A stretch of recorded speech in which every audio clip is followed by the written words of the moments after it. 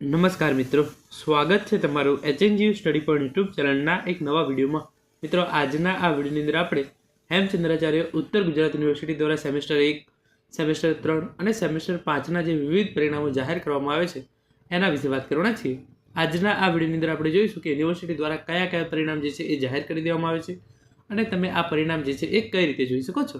તો શરૂ કરીએ આજનો આ વિડીયો શરૂ કરતા પહેલાં HNGUની અને શિક્ષણ જગતને લગતી આવી તમામ માહિતી સૌપ્રથમ અને સચોટ રીતે મેળવવા માટે HNGU સ્ટડી પોઈન્ટ યુટ્યુબ ચેનલને અત્યારે સબસ્ક્રાઇબ કરી લેજો।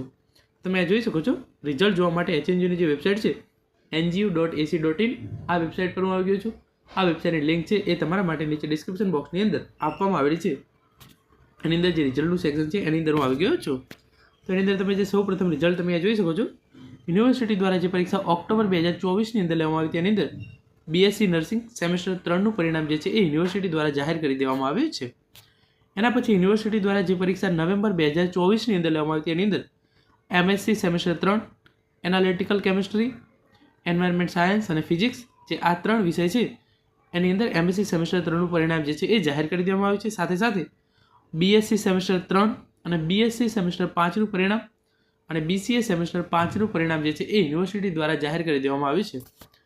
BSc સેમેસ્ટર 3 અને BSc સેમેસ્ટર 5ના વિદ્યાર્થીઓ લાંબા સમયથી એમના પરિણામની રાહ જોઈ રહ્યા હતા, તો એમનું પરિણામ જે છે એ ફાઇનલી યુનિવર્સિટી દ્વારા જાહેર કરી દેવામાં આવ્યું છે। સાથે સાથે BCA સેમેસ્ટર 5 અને MSc સેમેસ્ટર 3નું પરિણામ છે એ પણ જાહેર કરવામાં આવ્યું છે।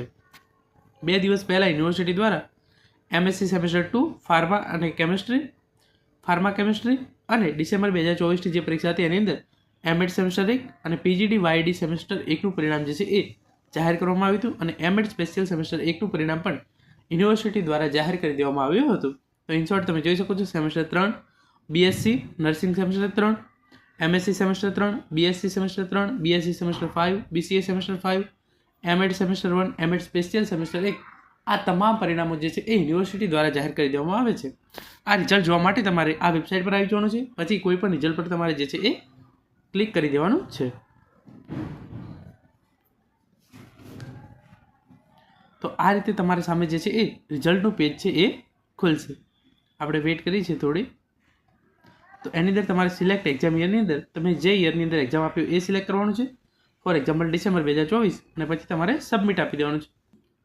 જેવું તમે સબમિટ આપશો એવું તમારા સામે જે યુનિવર્સિટી દ્વારા એ વર્ષના તમામ પરિણામો જે છે એ આ રીતે દેખાઈ જશે। અહીંયા હું તમારા માટે કોઈ મોટું ફોર એક્ઝામ્પલ નવેમ્બર 2024 કરું છું। જેવું તમે નવેમ્બર 2024 કરશો તો નવેમ્બર 2024ના તમામ પરિણામો જે છે એ તમારા સામે આ રીતે આવી જશે। તો એની અંદર તમારે જે રિઝલ્ટ જોવું હોય, ફોર એક્ઝામ્પલ BSc સેમેસ્ટર 3, આપણે એના પર ક્લિક કરીશું।